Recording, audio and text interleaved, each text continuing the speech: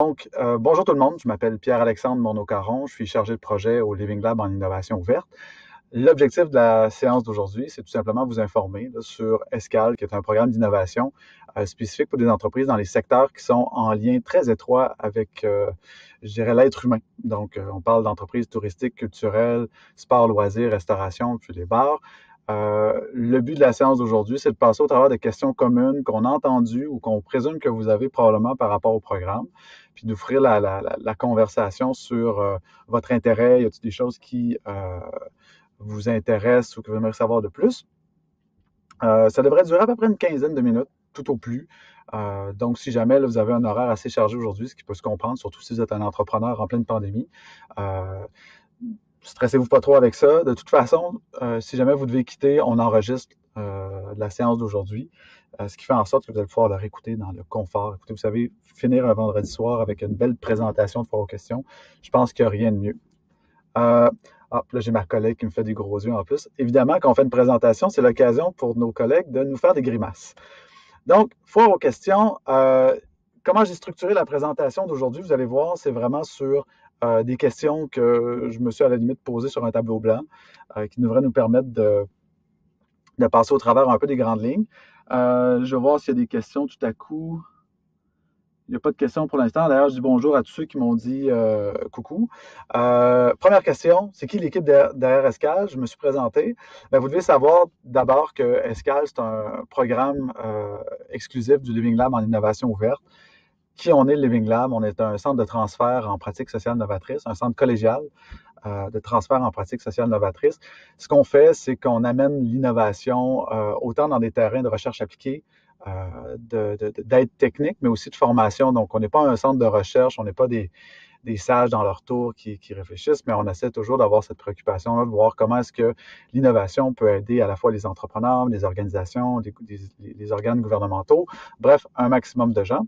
Et puis, c'est notre équipe, finalement, qui a conçu ce programme-là pour vous. Et qui va être plus spécifiquement dans le projet. Bon, là, ma grosse face cache Michel. Je vais essayer de trouver une manière de peut-être me tasser. On est 6 derrière le projet. David, que vous connaissez peut-être pour ceux qui sont proches du Living Lab, qui est là depuis le début, qui est un des fondateurs du Living Lab, qui va être un peu le gestionnaire de projet, s'assurer finalement que tout va bien. Moi, qui est à la fois concepteur, puis en même temps, je vous annonce que je vais être prochainement papa, ce qui fait en sorte que j'ai aussi une belle relève, là, François, qui est avec nous d'ailleurs dans le webinaire qui va, à partir de décembre, janvier, me relever pendant que je m'occupe d'un nouvel être humain. Et là, je vais essayer de me tasser, puis j'espère que ça ne va pas tout péter. J'ai comme peur, je vous avoue. Des fois, la technologie, vous savez. J'ai Michel Morin, qui est aussi chargé de projet, qui va s'occuper plus de la partie diagnostic des capacités d'innovation. Et on a nos deux ravissantes, Catel et Marie-Amélie. Catel qui s'occupe du graphisme puis de la coordination au niveau graphique des interventions qu'on fait. Donc, on s'assure aussi que l'innovation, ça soit beau, ça soit plaisant, et Catel est là pour ça. Et Marie-Amélie, qui est notre agente de transfert, qui m'aide beaucoup au niveau des communications pour s'assurer, comme pour aujourd'hui, que tout se passe bien. Donc, en même temps, je prends profite pour lui dire un petit coucou. Donc, ça, c'est l'équipe derrière le projet. Pourquoi est-ce qu'on fait le programme Escale? C'est probablement une question beaucoup plus intéressante. Honnêtement, je ne me suis vraiment pas mis à la bonne place. Je vais me tasser.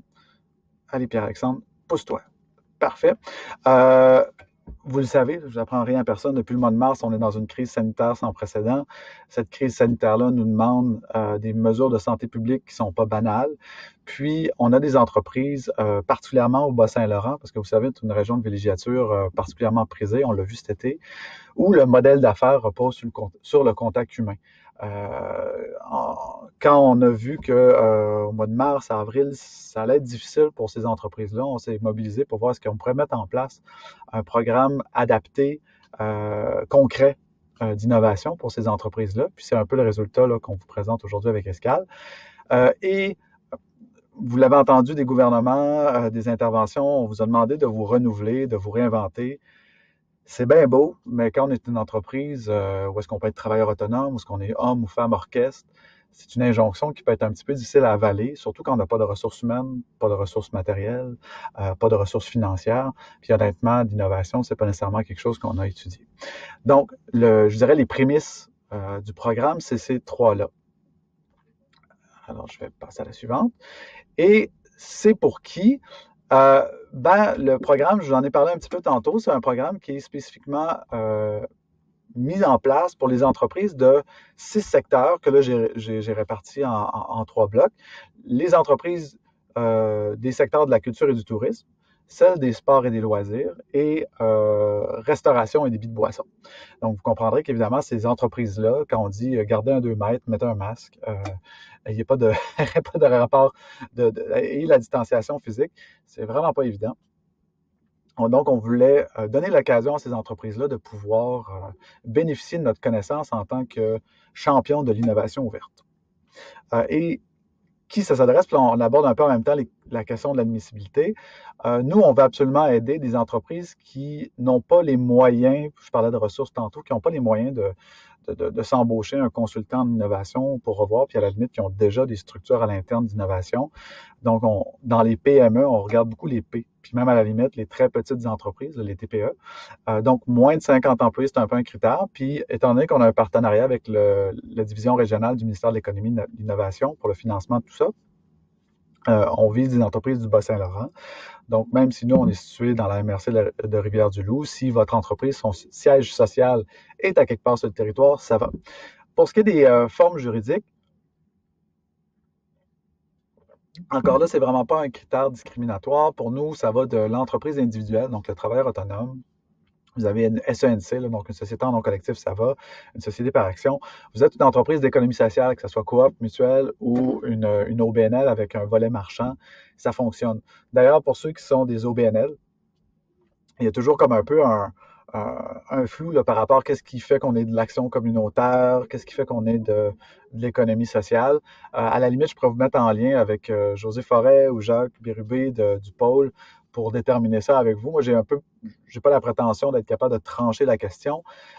Puis même à la limite, je dirais, au pire, remplissez le questionnaire, le formulaire, puis si votre candidature se tient, on fera les démarches ad hoc. Et puis, la dernière chose qu'il faut, c'est une posture d'innovation ouverte. Vous allez le voir dans le guide, qu'est-ce que ça veut dire une posture d'innovation ouverte, mais je vous le résume.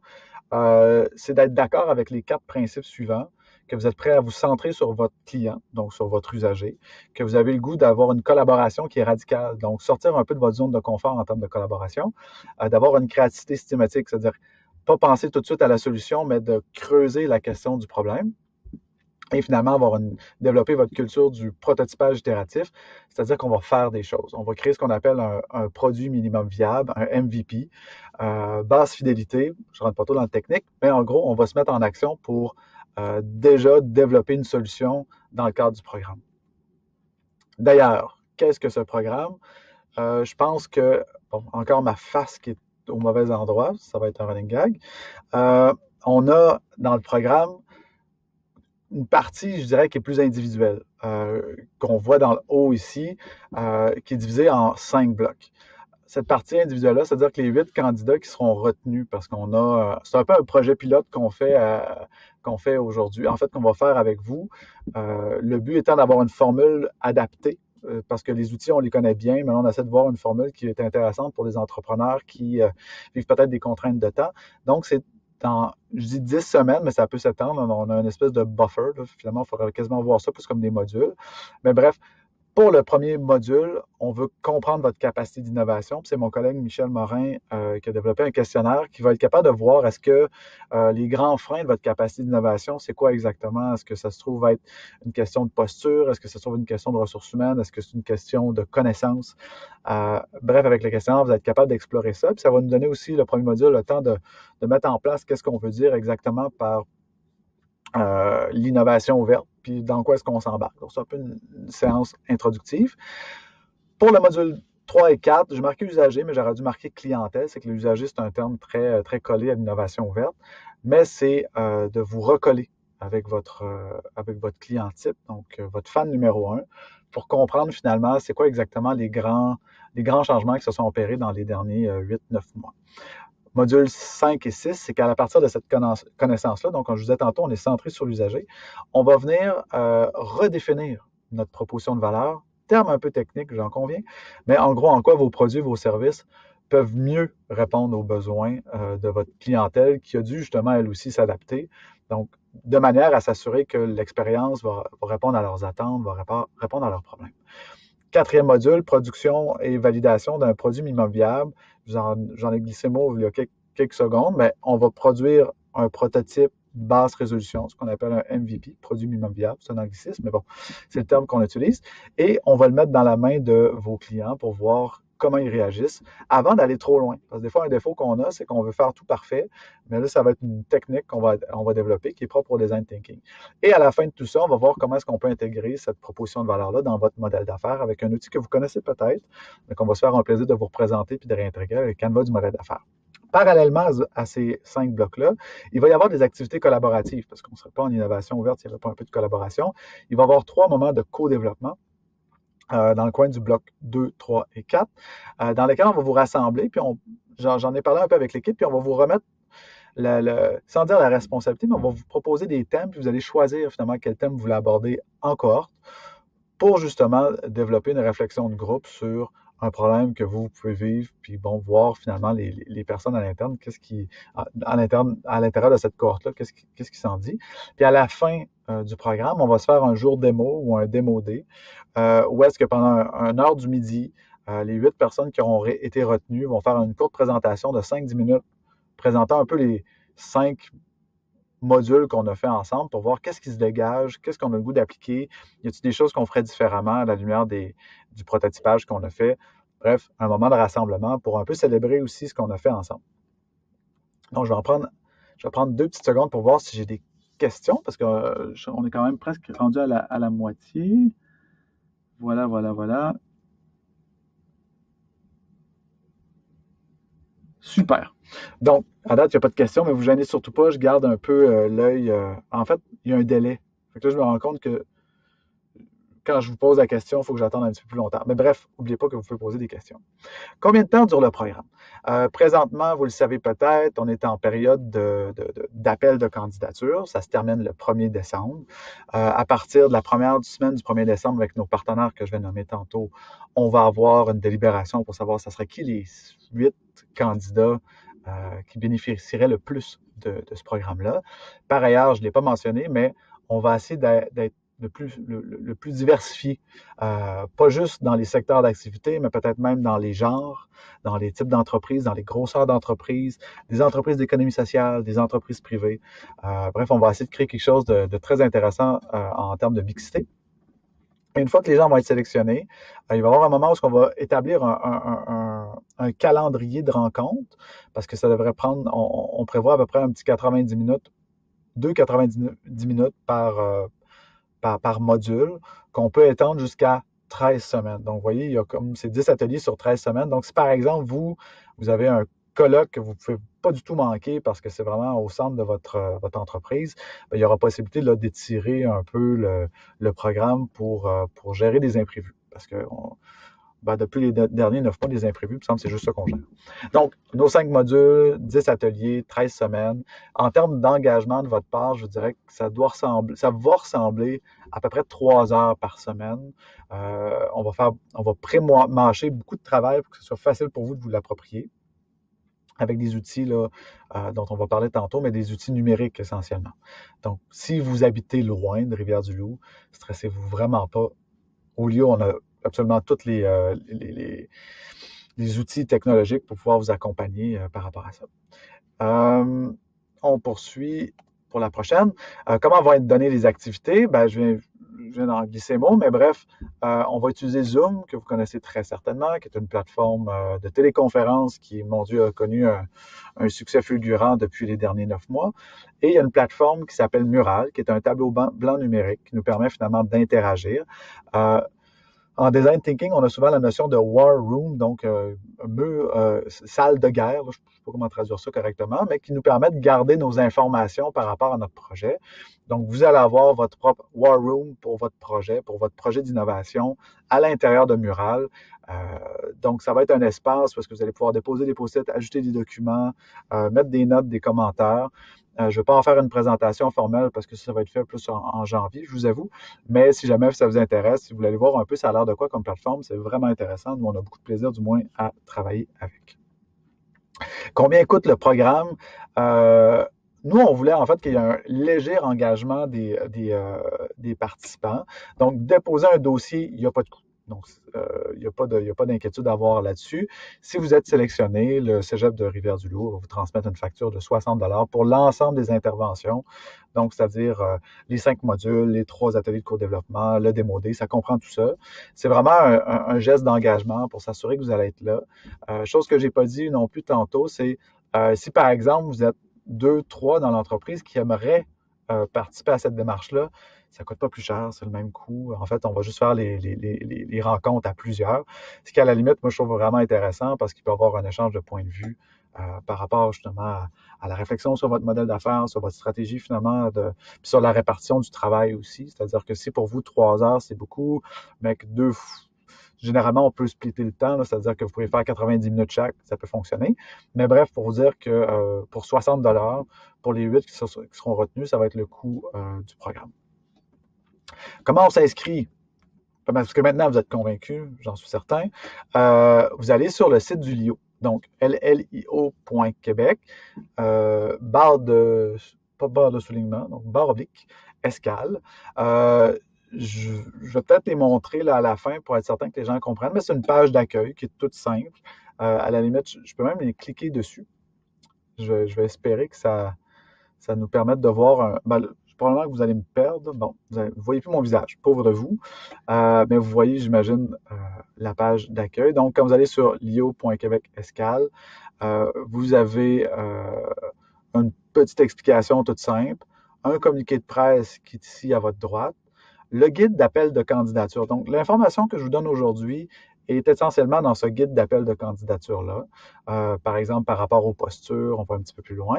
Puis une fois que c'est fait, vous remplissez le formulaire d'inscription au programme, qui est un Google Form qui a été intégré carrément là, dans le microsite. Et à ce moment-là, ce que vous faites, c'est, ça devrait vous prendre honnêtement là, peut-être 10 à 15 minutes, remplir le formulaire. On va vous poser des questions d'admission, puis ensuite des questions pour déterminer finalement si vous êtes un bon candidat, mais c'est vraiment pas quelque chose de très long. Donc, je vais revenir ici à notre présentation principale. Voilà. Donc, si on prend la lecture du guide plus le formulaire, planifiez-vous une demi-heure. Je pense qu'avec une demi-heure, là, vous avez en masse de temps pour passer au travers de tout ça. Donc, ce n'est pas un investissement qui est très long. Chose que j'ai oublié de dire aussi d'ailleurs, tantôt, là, on a calculé de notre côté pour savoir dans notre demande comment on allait demander du soutien là, au niveau d'aide financière pour le ministère de l'Économie. C'est un programme qui, normalement, vaudra à peu près 2000 $ en termes d'intervention. Donc, juste pour vous donner une idée, là, entre le 60 $ qu'on vous demande puis le prix réel, avec les heures que nous, on met en arrière-boutique puis avec vous, c'est un programme qui vaut à peu près ça. Donc, en termes d'étapes, j'en ai peut-être un peu parlé, fait que je peux peut-être aller un peu plus rondement, là. Donc, lire le guide d'appel de candidature, compléter le formulaire. Puis nous, on va annoncer, on va mobiliser nos partenaires. Donc, on a des partenaires collaborateurs que je vais nommer, je pense que c'est la prochaine slide, donc je me scoop pas trop. Mais on devrait être capable d'annoncer début décembre les candidats qui sont retenus. Puis commencer déjà des démarches d'appropriation pour planifier les horaires, tout ça, là, assez rapidement, juste avant les fêtes. Prochaine. Bon, les questions d'appel de candidature. Je me tasse encore. Voilà. Je disais tantôt quelques questions relatives à l'admissibilité pour savoir si vous êtes effectivement des entreprises du secteur du tourisme, culture, vous êtes combien dans l'entreprise, tout ça. Et à la fin, vous avez 1000 caractères maximum pour exprimer votre réponse. Donc, essayez pas de faire un roman fleuve. Là. Le but, c'est vraiment d'être le plus expéditif puis pas vous faire perdre de temps, honnêtement, avec ça. Si on vous pose 4 questions. Donc, c'est quoi l'impact de la pandémie sur le comportement de vos clients? C'est quoi l'impact de la pandémie sur le déploiement de vos produits et services? C'est quoi les attentes que vous avez en lien avec un programme comme Escale? Maintenant, je vais vous en parler. C'est quoi des enjeux préliminaires que vous aimeriez déjà nous déposer pour qu'on voit un peu c'est quoi votre réflexion que vous avez par rapport aux enjeux que vous vivez? Donc, ces 4 questions-là, c'est la question, en fait, les 4 questions qui sont à la fin du formulaire. On vous met un maximum de 1000 caractères. Donc, comme je disais, vous n'êtes pas dans l'obligation on n'est pas dans des grands formulaires là, où est-ce qu'il faut qu'on réinvente la roue. Parlant de partenaires, étant donné on est pas mal rendu à la fin de mon petit webinaire, j'en ai parlé un peu tantôt, mais c'est la table d'action en entrepreneuriat du Bas-Saint-Laurent qui nous aide finalement à offrir ce tremplin-là pour les entreprises de culture, tourisme, sport, loisirs, restauration et débit de boissons. Puis au début du projet, puis là, je vais me retasser parce que je ne voudrais vraiment pas faire de l'obstruction à nos partenaires collaborateurs. Mais au début du projet, au mois d'avril, mai, tout au plus tard, là, j'avais déjà fait des démarches avec ces 4 partenaires-là pour voir est-ce qu'eux pressentaient déjà dans leurs organisations une certaine forme de fatigue ou une certaine forme de panique par rapport à la fameuse réinvention du modèle d'affaires, puis de l'innovation, tout ça. Puis ils ont été très généreux, en fait, à la fois dans leur rétroaction, mais aussi en se faisant maintenant des relayeurs de cette information-là. Donc, j'en profite pour remercier non seulement notre bailleur de fonds, mais aussi Économie sociale Bas-Saint-Laurent, l'URLS du Bas-Saint-Laurent, donc l'Unité régionale des loisirs et des sports, Tourisme Rivière-du-Loup et Culture Bas-Saint-Laurent. Peut-être même que si vous êtes là aujourd'hui, c'est grâce à leurs actions. Donc, encore une fois, je vous remercie beaucoup. Et c'est ce qui conclut notre petit webinaire Foire aux questions pour présenter le programme Escale. Si jamais il y a des questions, moi, je vais rester encore le temps qu'il faut pour répondre à vos interrogations. Donc, je vais vous laisser le temps de formuler vos questions. Donc, gênez-vous surtout pas dans le chat à voir. J'ai une question ici de Bianca, Bianca Cadieux, qui se demande comment je fais pour faire un live de cette qualité.